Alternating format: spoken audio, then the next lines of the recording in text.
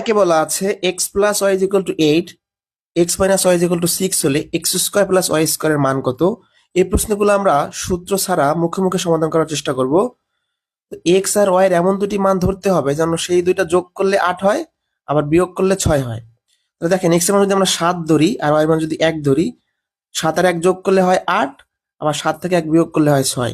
অর্থাৎ এমন ভাবে ভাঙাইতে হবে যেন সংখ্যা দুইটা যোগ করলে 8 হয়, বিয়োগ করলে 6 হয়। তাহলে এক্স এর মান আমরা 7 পাইছি, ওয়াই এর মান কি 1 পাইছি। এবার জাস্ট এখানে বসাই দেবো। এক্স এর মান হচ্ছে 7, তাহলে 7 এর স্কোয়ার, আর ওয়াই এর মান হচ্ছে 1 এর স্কোয়ার। 7 সাথে 49 আর 1 কত, 50 হচ্ছে আমাদের অ্যান্সার।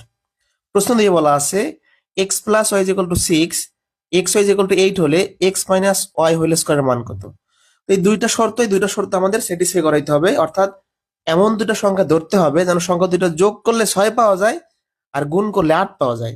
তো সেটা কি, দেখেন 4 আর 2 যদি আমরা যোগ করি তাহলে 6 হয়, আবার 4 আর 2 গুণ করলে কত হয়, 8 হয়। তাহলে বুঝে গেছি এক্স এর মানটা 4 হবে, ওয়াই এর মানটা 2 হবে।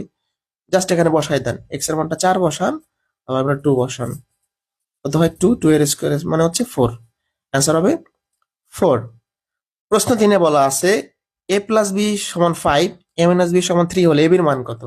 তো এমন দুটো সংখ্যা ধরতে হবে যেন যোগ করলে 5 হয়, বিয়োগ করলে 3 হয়। তাহলে কত, 4 আর 1 যোগ করলে দেখেন 5 হয়।